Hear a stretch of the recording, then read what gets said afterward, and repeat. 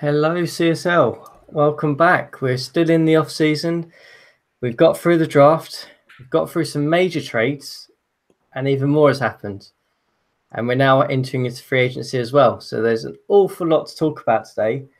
And today I'm joined by usual suspect, commissioner, admin, CSL background manager, Miles. How are you? I'm good. Managing other teams more than my own, which is why I haven't gotten anyone. But then again, neither have any of the other teams I'm managing, so maybe they all just don't like me. Maybe the Simmers got it out for you. I'm also joined today. Well, we're also joined today, Miles, aren't we? By the only CSL champion in this entire podcast, back For from now. resurrection with Chicago. Marcus, it's good to have you here. How's everything going? It's good to be back here. I've missed this thing, this podcasting. I like it, and I'm doing fine. Thanks. Just trying to reshape the roster that we weren't good last season, but we're ready to surprise many people. Yeah, you certainly are. I mean, perhaps before we talk about some free agency moves and our thoughts there, let's talk about some of the trades. So I think last time, myself and Miles, we talked about your LA Lakers move, essentially moving their pick to get Chris Middleton back into the mix. You've also made a couple of other deals since then.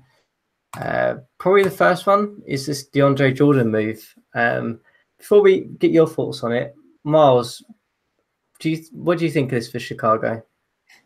I mean, if we're talking just from a talent standpoint, it's obviously a big win for Chicago because those three guys that they gave up, while I'm sure all three of them could play spot minutes and be a part of a rotation ish. DeAndre Jordan is really good center, if declining, still very good. The big thing obviously is the money.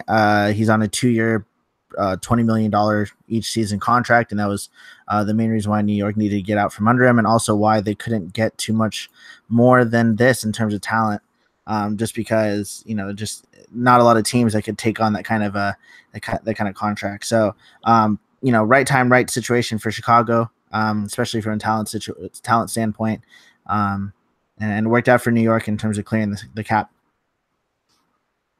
Yeah, I think I tend to agree with you. I mean, I guess, Marcus, my question to you is, how on earth did you manage to pull this off with the New York Knicks? From my standpoint, I really don't understand why they were so keen to move DeAndre Jordan. They were trying to gain cap space for some reason, and they've done nothing with it. How on earth did you manage to negotiate to send three players who, let's be honest, I don't even know what their stats are or their ratings are because they're so far down on the bench, for a guy who actually could add some value? Well, I think this starts because we have to think about this like two separate points of views. Okay, two separate ones. Like the first one is Phil, New York Knicks GM, wanted to move Jordan. That was clear. Okay. So I don't know why he wanted to move Jordan, like you said, because there was no big reason for him. Like he doesn't have his pick. He's not going to get like lots of cap space back. Basically he's trying to set up his team for next offseason, but I think he could have moved Jordan next offseason as well. So, but that's the first point. Okay, he wanted to move Jordan. He wanted to move away from him. Okay, so the next point is that I couldn't touch Jordan without sending at least two of those three guys for him. Okay, so basically that was more about money than about talent or anything like this. And as he wanted to clear Jordan, and he was going to send Jordan somewhere, so I had to put an offer right there. And I think at the end of the day, it made sense for me because I want the talent, and for him because somehow he wanted to move from Jordan. Yeah, and I think Miles touched a very good point. There are not many teams in this league who have the ability to put together enough salary to match Jordan's contract, you know. So there was I kind of had that leverage in negotiations because, for example, we're looking at your team right here, Chris. You need a shot blocker, but how for you to get like 15 million to trade for Jordan? Yeah, you needed to renounce Al Horford and you needed to renounce Clarkson as well. So obviously not worth it. So there weren't many options for Peel right there. No. I mean, to full disclosure, I did have the conversation with Phil about it.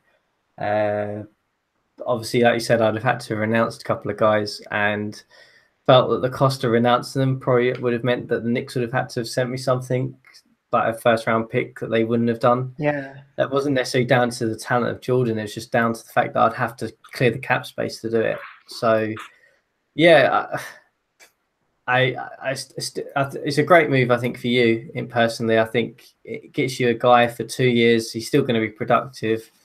He's a bit of a salary drain, but you can afford it.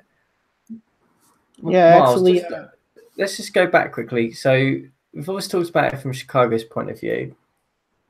From New York's point of view, how does this make sense?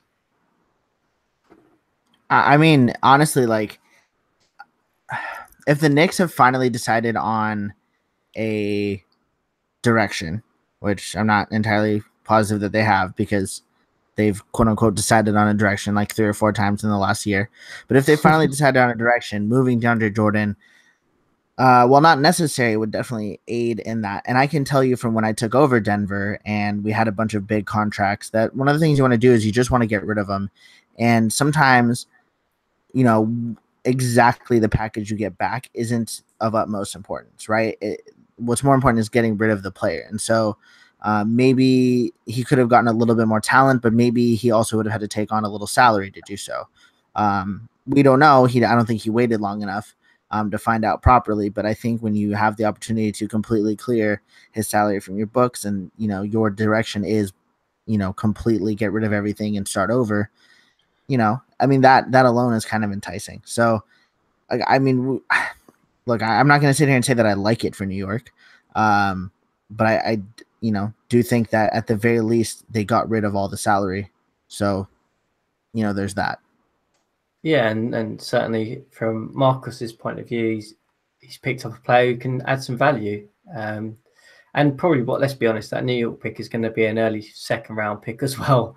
So you're arguably getting the 2 best pieces in that deal for 2 years, really.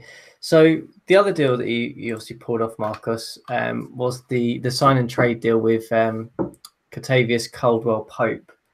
Just talk us through that. What do you think he can bring to the Bulls franchise alongside the likes of Middleton and co? well, I've always liked KCP like since season 1, and I tried multiple times to bring him to Chicago. He's is one of the best, in my view, in my opinion, at least one of the best two-way wings right there. He's got a very complete game. He can pass, he can board, he can score, he can defend, he can basically do everything like well. He is entering his prime right now, so I've got him locked up for his world prime. And I think I'm planning on using him off the bench, yeah, as my, let's say, first scorer of the bench, but not as the scorer only. He's going to be a facilitator. He's going to bring the defensive rebounding our bench needs, okay? And I think he can improve on his play last year. He had a career year last season with great percentage and everything else. I'm going to try to fix his shot a little bit more, but John did it pretty good. So I'm comfortable with him shooting like 45-46% if he gives me all the rest he gives.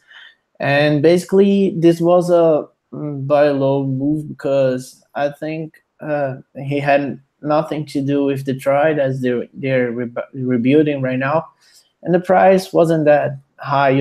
Stokes was out of here with marketing. They don't fit really well. I didn't see the fit right there. Lyles, I had no minutes for him, and okay, that's the first rounder, but I plan to be good by 2024. So basically, that's it. A buy low move from a guy I see lots of upside and can contribute. It's a lot of money to pay for a bench player. Yeah, I agree. I agree to this, but we kind of agreed on the Signet trade before free agency. I wasn't expecting him to ask for 14 million, almost 15 million, but I wasn't expecting Stokes to ask for 10 million as well. So at the end of the day, kind of balance it out. Yeah, It's hard. I agree. It's hard to pay 15 million for a bench player, but I think our cap situation is good as long as we have Laurie and Giller right here because they have like 4 cheap years, so I can use the salary elsewhere. Yeah. So, Miles, Detroit's point of view, going through a bit of a rebuild, what could the likes of Stokes bring to them? I mean, Stokes is a fine player. He's a good rebounder. He's a good, not necessarily like a scorer, but like he makes his shots around the rim. He's one of those guys that any team would be happy to have in their front court rotation. Just you can kind of rely on him in any situation. He fits well against next to a lot of people because he really doesn't have any weaknesses. And so having a player like that is valuable. He's not going to be your best big man, but you don't have him on the roster to be that guy. And so, I mean, is he the kind of player that you say, oh, I need one of those to build my next team? No, but you're not going to turn down one of those guys either. No, and I think Detroit had got to a stage where he'd obviously got a little bit fed up and frustrated, I guess, and a bit bored of his current rotation. So he's obviously looking to mix it up this offseason. And some of the other moves he's made or still looking to make indicate that team is going to look completely different by the time the season rolls around. So in terms of how the Bulls look at the moment, Marcus, is this kind of how you pictured it going this season? And what do you think the outlook's going to be for this team? I wasn't picturing exactly this, but this was my backup plan. Let's call it that way. So what was your first plan? First plan was to bring Gorgie Dieng because I think he was young enough and his fit is good enough with marketing, but game didn't see that way. So I well actually Kevin offered a very good deal for him. I offered a better one, but okay, that wasn't a bad one. So it kind of explains itself. And I had this like kind of drawn up at backstage, just waiting to happen. If I missed it on the end, I was going for Jordan. So yeah, I'm pretty happy with the or off season. We're lacking a point guard. We're lacking to bring Bryce Johnson back, but we're working on that. And basically, I'm happy because my team won't suck next year. So I'm just happy for this. Yeah, certainly. I mean, Miles, what do you think of where do you think the Bulls are going to fit in that Eastern Conference this year? I think they're going to be in the mix for sure. I mean, yes, they're relying a lot on young players, right? Like Lauri Markkanen might be their best scorer. They're going to be starting Sinan Guler, who you never know. I mean, the ratings look good, but we've all seen times where the ratings look good and it doesn't translate, and vice versa. So, I think that because of that, it's going to be hard to tell. But I think they've got a good floor because Middleton is a really strong two-way player.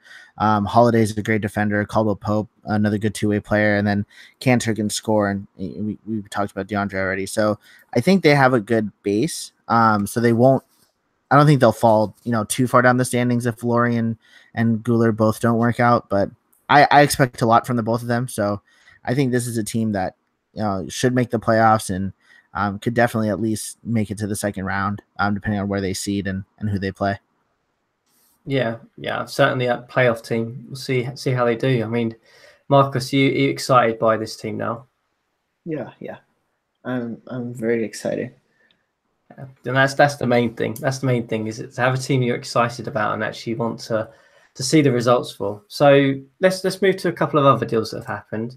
So we'll start off with the 4-team trade that basically resulted in OKC sending away a bunch of random players and a late first round pick just to clear some cap space, it looks like. But the main focus of this deal was pretty much on the other half, which was the San Antonio Spurs getting Gary Harris essentially and a future first round pick for Walter Tavares. I'm going to throw it open to both of you guys here. Just shout out which team got the better of this. Washington. Yeah. Oh, yeah. Same decision. Why do you think that, Miles? They got Walter Tavares, and they got Raw Alkins, who again we don't know what he's going to look like in the actual game in terms of the how he produces, but the ratings certainly look good as far as being able to be like an off the bench wing, and that's always a valuable thing to have. Interesting. So, Marcus, did you scout Alkins at all? Yeah, I did. What are your thoughts on him? He's gonna be a very good scorer who isn't going to let your defense down. He isn't the most efficient guy around, but off the bench playing against bench players, I think he'll be very successful. Yeah. Yeah, actually, I want to touch on that. I think that's one thing with Alkins that it was talked a lot about, like in draft media and a lot of the comments, like, oh yeah, this guy's a scorer, he's a 6-man type, blah blah blah. His defense is actually not bad. I mean, his defensive rating itself is a 66. His steal rating is a 52. He's got good discipline. I mean, look, he's no Caldwell Pope or whoever, but he's not the guy that's going to kill you on defense. Yeah, sure. Is it fair to say that he's probably as good as Gary Harris? No. Not So even close. Are we sleeping on Gary Harris here? It's not like we're sleeping on Harris. It's because Washington got enough compensation for this deal. And I love Gary Harris. I had him, but I think Tavares is a better player, talent wise, and Hawkins is a very good compensation for the first rounder. I think he's better than the Wizards first rounder they sent away. So I think at the end of the day, they got better, they got more talented, and their future isn't going to suffer a lot because Tavares is still young, like he's 29, and Hawkins is very good, very, very good, better than the first rounder. I think the important thing, like Gary Harris is a very good player. Like you're right. Like we shouldn't be downplaying that, but he's not going to have the same impact as Tavares. Like if we were ranking them individually and outside of the context of a team, they'd probably be roughly about the same in terms of where I'd rank them. I'd probably have Tavares a little higher than Harris, but I wouldn't say that they're too far apart in talent. But Harris is not going to be the kind of guy who's going to make a huge impact simply because he's not aggressive enough on offense, and his defense is very good, but it's also not otherworldly, right? So with Gary Harris, you have a guy who's above average on both ends, but isn't really a game changer on either end. Whereas Tavares, he's much more aggressive. He's pretty good down defensively, and he's a great rebounder. And I think Washington was really missing like an impact big man. And because they got Drew Holiday earlier, they were able to trade away Harris because Holiday can slide right in and play that shooting guard role that Harris was playing. So I just feel like they gave themselves the ability to trade Harris without missing him, and then turned him into a very good player. Okay, that makes sense what you guys are saying. I'm not going to argue with it. I'm just going to leave you with two things really before we move on to the next thing. Cracking deal by Houston for sending nothing to get a second round pick back for what was a very small amount of salary. Makes sense for them. The other thing I'm going to leave you with is that statistically, Gary Harris produces half the amount of wins as Walter Tavares. So it's a no-brainer if you look at it from that sentence. So there's one more thing on this trade I want to talk about, just because it still really doesn't make sense to me. So Oklahoma City gives up this first round pick just to dump. It was supposed to be 4 players, including Cliff Alexander, but then Cliff Alexander declined his player option, and so they gave up Raul Alkins to dump Darren Collison, who is an expiring contract, Chris Walker, who's an expiring contract, and $4 million of salary for next season between Adams and Charles Jackson. And this is a team that, yes, they're going to be close up to the hard cap, but why didn't they just pay Zhu Qi less money? Like I just feel like you're diving into free agency here. Hey, you're diving into free agency here. We're not going to talk about free agency yet. I know they just gave up talent for no reason. That's all I'm saying. I know you've got opinion funny about this. We'll come back to it. Don't worry. We've got plenty of time. But actually, I wanna talk about the Spurs side of this deal.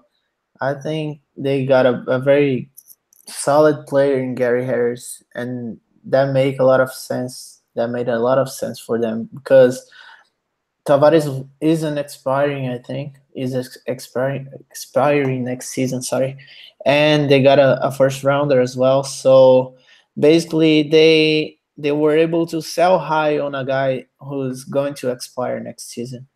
So yeah, this is a win-win for both teams. Yeah, sure. It's a win-win, but you both think Washington got the best of it. Yeah, sure. So we just talked about the Thunder. We're not going to talk about free agency yet. We've got a couple more deals to quickly crash through. So the other one is probably I think this is the biggest trade of the offseason. Phoenix, obviously, again, similar to Detroit, getting a little bit bored, I think, with their rotation. Have sent away Bledsoe, MKD, and Holiday to pick up Rubio, Anderson, Jones, first round pick, and another future first round pick. Does this change the way the Western Conference is going to look this season? It has to, right? I mean, Phoenix was, a 60-win team, or close to it year in and year out. And while they still have, Carl White and they still have Isaiah Austin, Eric Bledsoe has been one of the longest tenured players in the league. He's always been with Phoenix. And so, the Phoenix Suns are going to look different this year. The Oklahoma City Thunder are going to look different this year. I think the Suns are still very good. I think people kind of just saw this trade and thought to themselves oh, the Suns are taking a step back. Well, yeah, they're taking a step back from a 60-win team to a 50-win team. So, they're still going to be very good. And that Knicks pick is going to be really good. The Oklahoma City pick they're getting could be very good. There's no guarantee that Oklahoma City is still good in a couple of years. So I feel like this is a great return. I felt like they could have given up Isaiah Austin in this trade. Not from a value standpoint, but just from a Doug was kind of ready to blow things up standpoint, that I could have seen this trade being done with Bledsoe and Austin, and him still saying yes. So I think he got a good return for what he was willing to do. And Marcus, what do you think from the Oklahoma City Thunder's point of view for this one? Well, actually, I'm not going to say I did it, but I kind of helped Andrew setting up this deal. And I think it's just the perfect deal for them. They're going to upgrade on 2 of their worst positions in Eric Bledsoe, Mike Gilchrist. They were able to add 2 guys whose defense are second to none in their positions. They are a much better, much more talented team right now with a better fit. They actually, if they want to, they could move Terry Rozier to a bench role where he could be facing worse defenders. So he's going to become an even better player playing against bench players. because they now have Bledsoe, they have Klay Thompson, they have SJJ, who can be the focal points of the offense, and they need someone off the bench. I think Rozier will be this guy, and DeMar Carroll is ready to start at small forward next to Klay Thompson. It gives you 380 defense guys, 80 plus defense guys, with Klay and SJJ at your starting positions, and then Kui can anchor your defense off the bench, and Rozier can do the rest. They are in the best position they've ever been at the Western Conference. They are like heavily favorites to win the Western Conference along the Sacramento Kings. So they needed a move, and this move is going to help them cement their way through the best teams in the league and maybe give them a chance to reach the finals for the first time. So do we think that this is basically these two teams have swapped places now, in that essentially OKC have gone into the position that Phoenix would have been in, that 60-win team, top 2 seed, favorite in the West, with the Kings obviously, with Phoenix going the other way, being a borderline mid-playoff team? Well, Oklahoma City still has Andrew as a GM, so I don't know about that. But I think you're underestimating the Phoenix Suns when you're saying this, because, well, they can have a lineup of Rubio, Taylor, and then you put together Anderson, Okada White, and Isaiah Austin. That's still an incredible defensive team with good offensive upside because of Austin, because of Taylor, and they have a very good bench as well. And remember, they can opt to use the 2 second rounders that they got in this trade for they could trade for a very talented player. This Knicks first rounder could be a top 5 pick, and depending on the strength of the draft, we can see some rebuilding teams giving them very good pieces for this pick. So I expect Dougie to be right there in the mix for 3rd and 4th in the West. And Oklahoma just wasn't there yet, with all this trade. So I think Phoenix is a little bit higher than where Oklahoma was. Okay, so let's move on to the final deal that is probably worth talking about, which is the again Western Conference deal, but this time the Dallas Mavericks, who have been looking to do something all summer really, only managed to complete this one, which was sending Steph Curry to the Utah Jazz for Kenneth Faried. Does this improve either team, Miles? I think it improves Utah. Steph Curry's a good player. He's a good scorer. I think with the addition of Bamba, they brought back Jang. Porzingis should be back for the start of the regular season. They had, a good number of big men. And so I think Faried, not that Faried would have been the odd man out, but that they could afford to trade him. And Curry gives them a scorer in the backcourt, who's very efficient as well, because he's best 3-point shooter. Well, not in the CSL. We have a lot of good 3-point shooters, but they've got good scoring now in the backcourt as well. So I think it improves them for sure. I think for Dallas, we know why they did this deal. It's the consequences of all the hard cap machinations they've been doing throughout the years. But I think they'll be able to be okay. I think if any team could afford to lose a guy like Steph Curry, it was Dallas. Marcus, how do you see this one playing out for Dallas? They brought back Rashad Vaughn to fill that role, to fill that gap that Stephen Curry is going to create. But they lost LeBron James, so they need Kenneth Faried way more now. Actually, I didn't understand the deal at all when Brad did it, but after they lost LeBron, it made more sense for me. And I think they're going to be okay because they still have lots of talent. They have Paul George, who's one of the best players in the game. They have scoring, enough scoring with Derrick Rose. Vaughn is going to play lots of minutes, as Brett said, and he can score the ball as well. So he'll be their sixth man. He'll play the Steph Curry role, at least offensively, and they get a better balance with Kenneth Faried.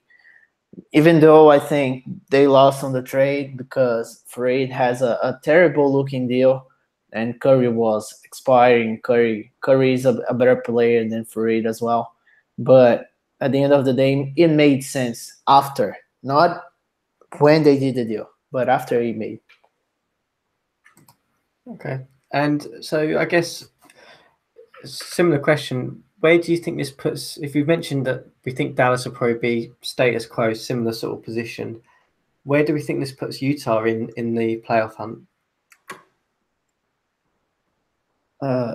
It's not easy to picture because West is a very stacked conference.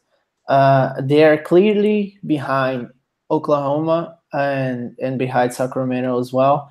I think they're still behind Phoenix because of the depth they have, but they'll be right there with Dallas.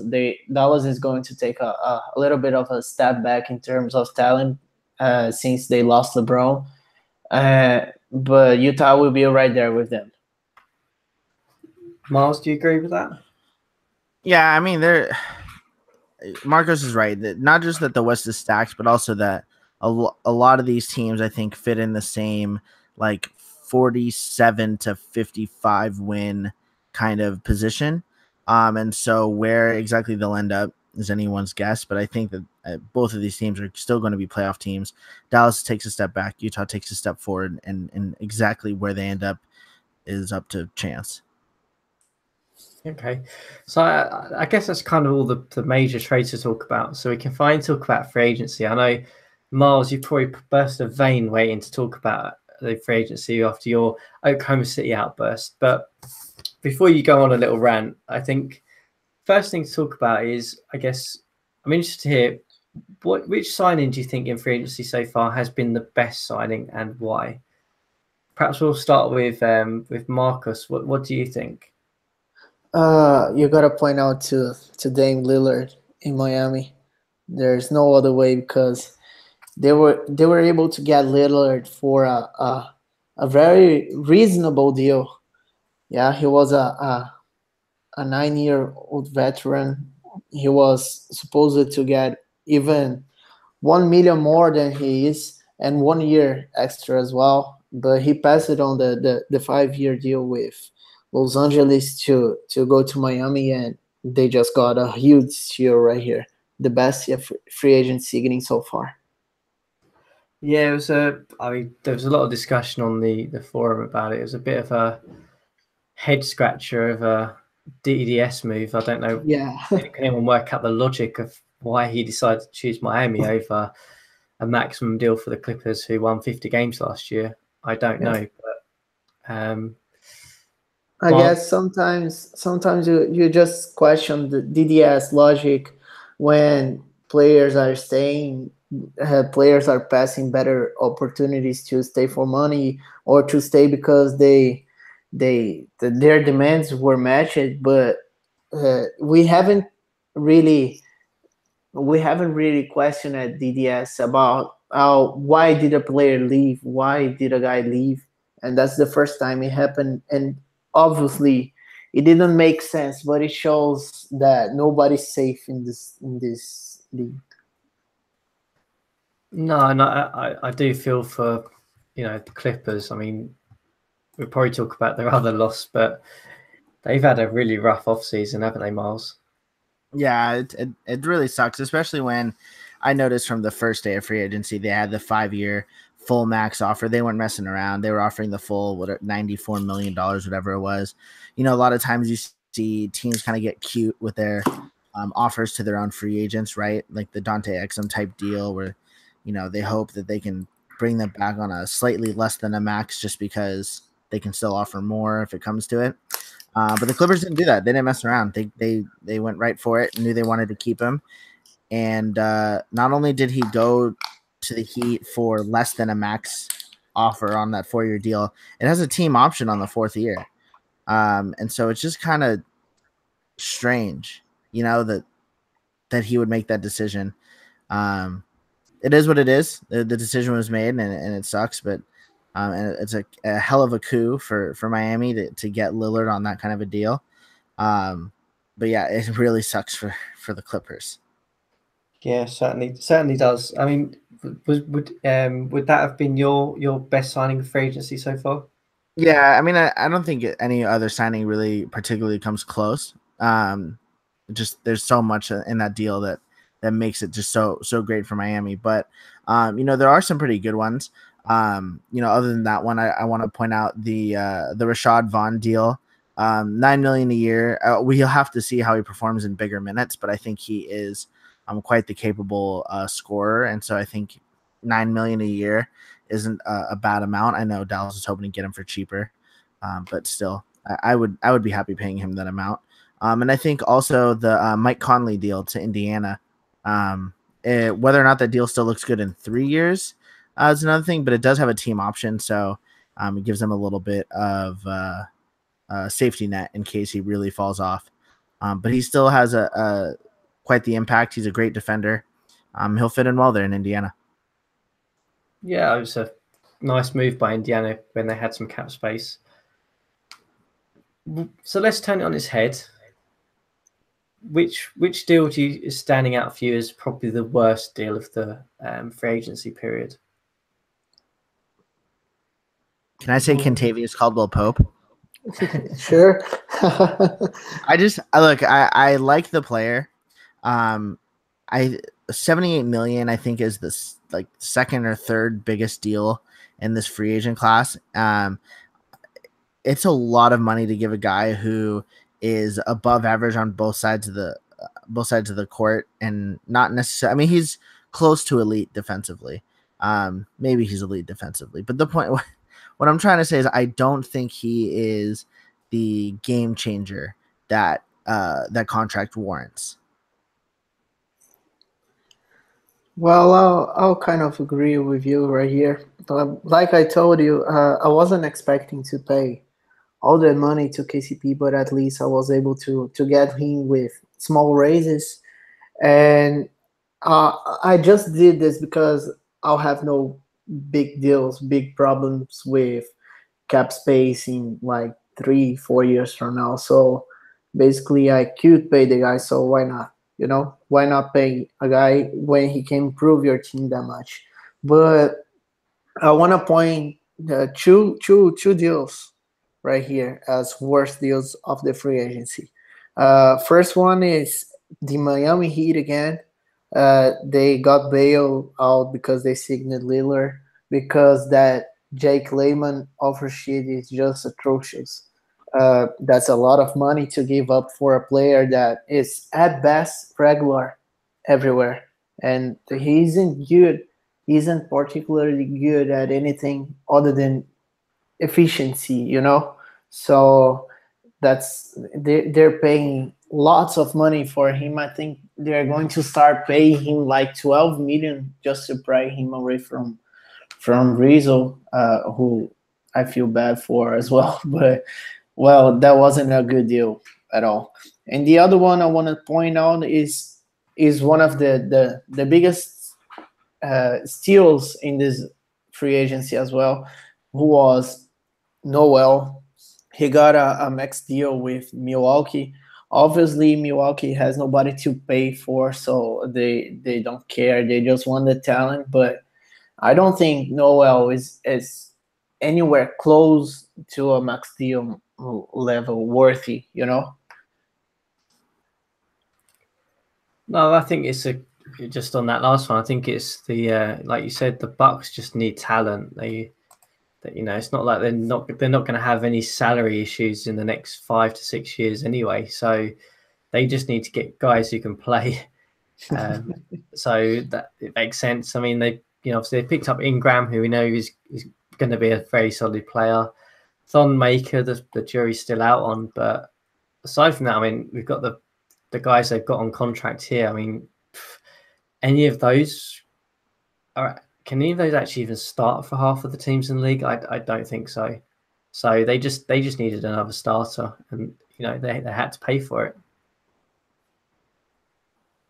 Yeah, sure. I mean, yeah, the Noel deal is huge. There's no two ways around it. But that was the only way they were getting him. And like you guys said, they need talent. In a couple years, I'm sure they're going to look back and go, "Why on earth did we give him this deal?" But right now, they just needed to get guys, and Noel's fine. I mean, Noel's fine. He's a starting center. He would start for a number of teams in this league. It's not the worst player to give a big contract to. It's just it's a lot of. I mean, he's going to make more money than Damian Lillard. Yeah, that's true. I guess one of the others. I'll get it back over to you, Miles. I'll let you have your 5-minute rant now. I don't need 5 minutes. It's just like when you have a player that has that's restricted and has the qualifying offer, you don't have to bid against yourself to get him, right? Like if Zhu Qi wanted to go out and get a $10 million a year deal, make someone else tie up their cap space and do it. Like don't give him that yourself, right? Like maybe some team works up the courage to give Zhu Qi $10 million a year, maybe, and at that point you match because clearly he was okay with giving him that. But I don't know why you go out and say that's the deal I'm going to give him, right? Like, offer him, I don't know, the mid-level exception for 5 years or like that amount of money, and make someone else look at it and go, oh wow, like let me go throw 10 million at Zhu Qi, and clearly you're okay with that amount of money. It just if he was unrestricted, I get it. You don't want to lose him, but he's restricted. You're not going to. Doesn't make any sense to me. I'll give you a little bit of insider information right there. I had a couple of talks with Andrew, and I told him after losing on the end, I told him if I couldn't get DeAndre Jordan, then I was going to bring a very sizable offer for Zhu Qi, and I think he kind of let's say panicked on this. Maybe he could have waited to see where it go. Like I was the only threat to him for him to lose Qi or Qi getting a big deal or wherever. But yeah, he kind of rushed it a little bit, especially after I got DeAndre. Yeah, honestly, if I was in his position and you told me that, I would have been like, okay, go for it. Like, sure, great, let's do this. Like, I would rather go into the season with only 12 players under contract and pushing up against the hard cap than to prematurely give Qi this money.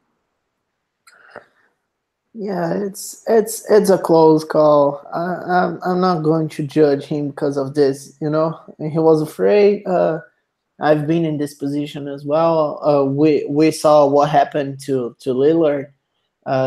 He was afraid for Zhu Qi to get maxed. So basically, he rushed. I'm going to agree with you. I don't like the deal. I don't like the deal. That's not even up for discussion because I think he's not even close to that money, that talent level. But at the end of the day, I won't judge the guy who wanted to keep one of his best players for a playoff run. So, and that's exactly it. It comes down to a case of with some of the moves they've made. If this turns OKC into a team that gets to the finals, that puts them in that hunt, and then at what point does salary matter? So it all hangs on this season, I think. It's a big contract, certainly for someone like Zhu's talent, but if it makes a difference and Andrew Blues makes a difference, then it could be make or break for them this year. Yeah, sure. They got Rozier back. They got Stanley Johnson back. So basically, he had to bring Zhu Qi back as well. So Who's going to judge this? Yeah, are there any other deals open to both of you that have stood out apart from, we've talked about a couple of good ones, a couple of bad ones. Are there any others where you've just noticed and thought that's just makes sense? Actually, I have a question for you. Yeah. You've been conducting this and haven't answered this. How do you expect your team to be after the resignings of Jordan Clarkson and Al Horford? And also, I see you're going to bet on the Horford Noah pairing. So that was a championship pairing. So what's the role for Joakim Noah? Did you bring him just to be a bench player? Are you going to give him enough minutes to be a meaningful rotation player? Yeah. So first question, in terms of where I think the team's going to be, I don't know. I mean, we obviously won 58 games last year. I don't think we'll win 58 games next year. We've obviously some of the players will have aged, like Horford, so he's going to drop off. But I still think we're a playoff team. I just don't think we're going to be a top 4 team anymore. I think we'll probably be fighting for that 6 to 8 position, which is unfortunate, but that's what happens when you're in a conference where there's been some huge moves. We didn't make any moves and kind of are tied up with the free agency stuff. In terms of Noah, the plan with him is to he's going to come off the bench essentially, but I wanted someone different to the likes of Mirotic and Ellison. So I like what Mirotic and Ellison can bring because they're a different type of front court player that I don't think many teams have got in this league really, or really utilising them. In that they're not your traditional stand in the paint, get blocks. They do other things that people don't necessarily value as much, but I think it's just as effective. So for Noah, he's more of a traditional guy, and I just wanted another sort of guy I could throw in there. So if I wanted to play a little bit more standard, I could really. So he will get minutes, probably at obviously the 4 and 5. I don't see him starting though. I see. And one last question. How are you going to do to improve this team? There's a risk. You have aging guys like Gordon Hayward and Al Horford, now Noah as well, but two main pieces in Hayward and Horford, and there's a risk you just become a treadmill team. How to keep improving, how to keep adding talent next to Marcus Smart, who is your key player, your franchise player. How to do this? Well, we'll see what happens. See what moves happen throughout the season. I guess we were close on a couple of things that I wanted to do this off season, and probably through me being a bit stagnant and not being as active as I probably should have been, didn't quite get a couple of deals done that I wanted. But I think Horford's got another 2 years left in him. Whether it's clearly not going to be at the level it was last year, but he's still going to be a productive player for that contract. Hayward's obviously got a team option next year, so I have to check what age he is, but he's still 32, so he's probably got another year or two left. We've obviously got guys like Ingles who probably shouldn't be coming off the bench on some of the other teams. He could easily start. I also want to see a little bit more of what Ellison can do this year. I want to try and get his weight down a little bit so he can play a little bit more 3-4 position rather than just playing at the 4, which he has been. Yeah, we'll see what happens. Watch this space. So coming back to free agency, any others deals that have sort of stood out for you guys?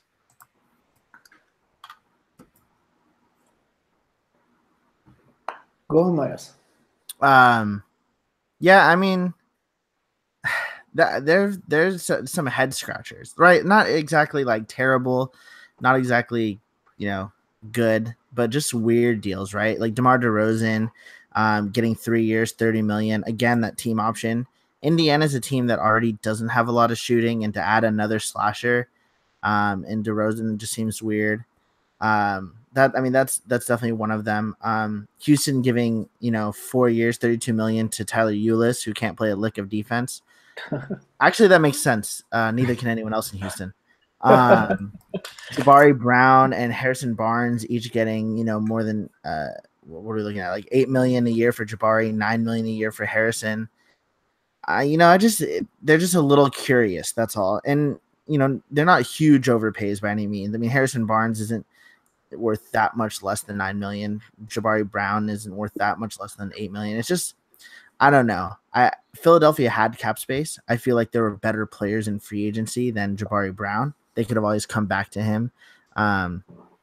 Memphis, Andre knows what he's doing, but it just feels like he's bringing back Harrison Barnes just to bring back a guy that he already had. You know what I mean? I don't know. Yeah, I know what you mean. There's been a lot of sort of standard moves that you kind of expect. I think the Philadelphia one is just down to an inactive GM really, and just try and do something to get enough players on the roster rather than actually thinking about it.